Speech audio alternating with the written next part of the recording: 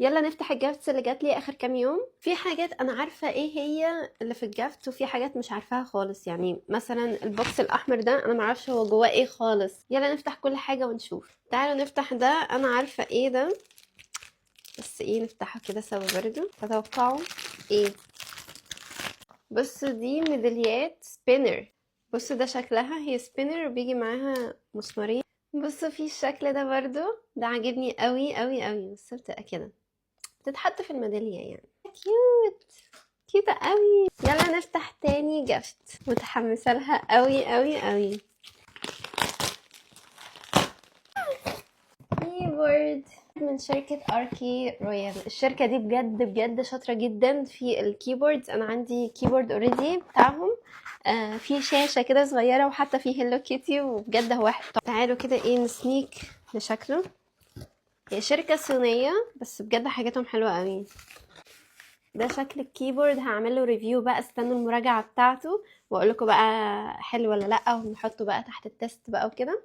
فاستنوا مني الريفيو بتاعه. اكتر حاجة متحمسة لها هي البوكس ده، لان شكله كبير جدا وما عنديش اي فكرة هو فيه ايه جواه، فانا متحمسة قوي. تعالوا نفتحه، انا مش قادرة استنى. بسم الله.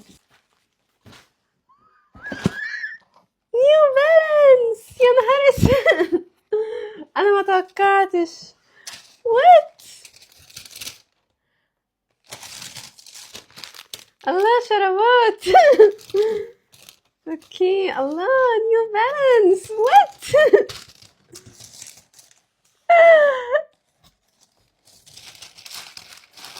ايه ده؟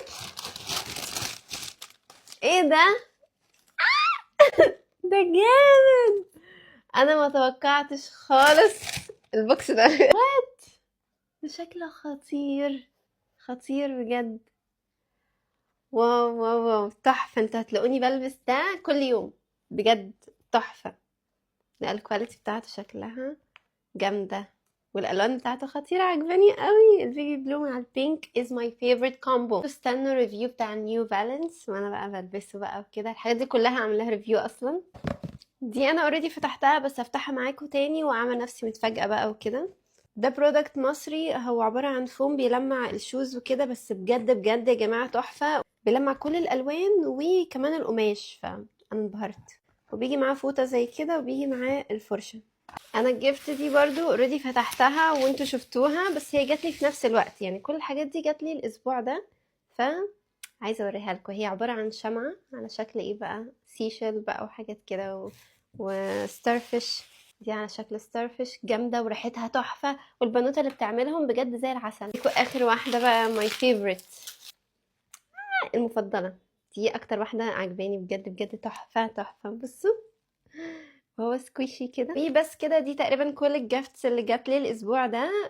انا انبهرت كبهير، انا انبهرت جدا. الحاجات جامده يا جماعه، هعمل لكم ريفيو عن كل حاجه لوحدها، فاستنوا الفيديوز دي. وبس كده هبقى اعمل لكم بقى ايه تجميعات كده كل اسبوع مثلا ولا كل شهر، اجمع لكم كل الجافتس كده في فيديو واحد. وبس كده، باي.